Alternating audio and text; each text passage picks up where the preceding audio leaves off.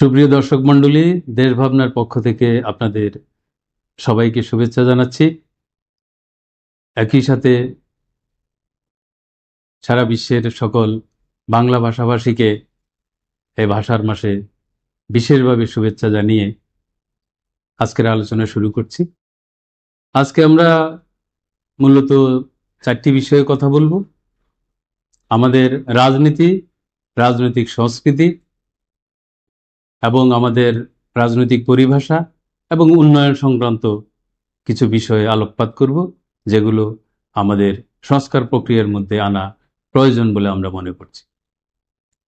প্রথমত, আপনারা জানেন রাজনৈতিক দল হচ্ছে রাষ্ট্রে জনগণের স্বার্থে নীতিমালা বাস্তবায়নের জন্য যারা কাজ করে তাদেরকে রাজনৈতিক দল বলা হয়।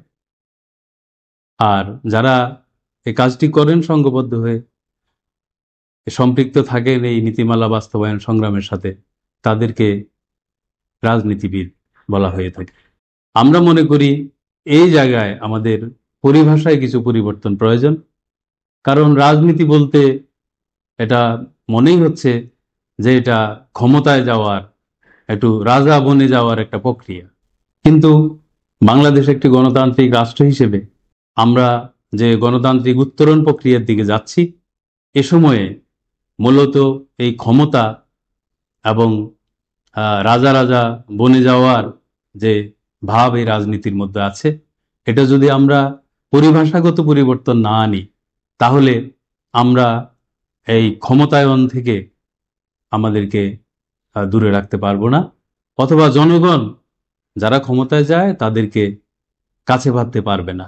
তাই আমরা রাজনীতিকে বলবো জননীতি, আর রাজনৈতিক দলকে বলবো জননীতি দল। জননীতি বাস্তবায়নে যারা কাজ করবে তাদেরকে বলবো জননীতিবিদ।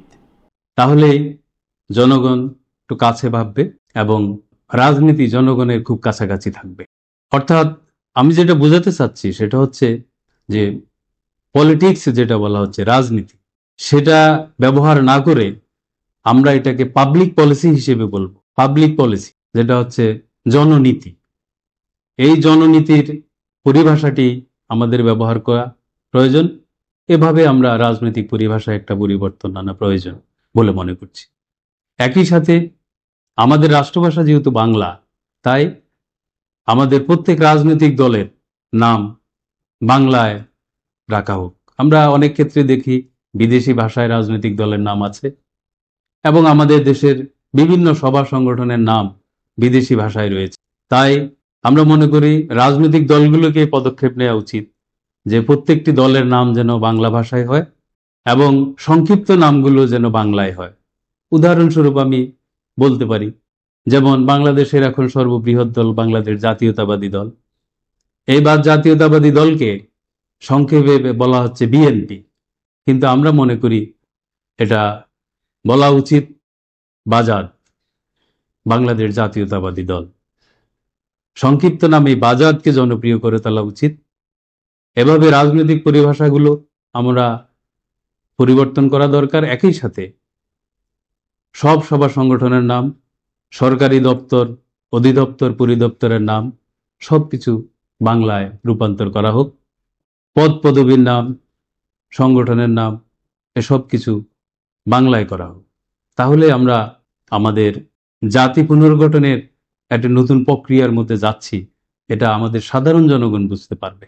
দর্শক মণ্ডলী, আরেকটি বিষয় হচ্ছে, আমরা একটি সমৃদ্ধ জাতি এবং বৈশ্বিক রাষ্ট্র হিসেবে যদি আমাদের বাংলাদেশকে গড়ে তুলতে চাই, তাহলে আমাদের সমগ্র জনশক্তিকে রাষ্ট্রের দায়িত্বের সাথে সম্পৃক্ত করা দরকার, সমাজের কর্মকাণ্ডে সম্পৃক্ত করা দরকার।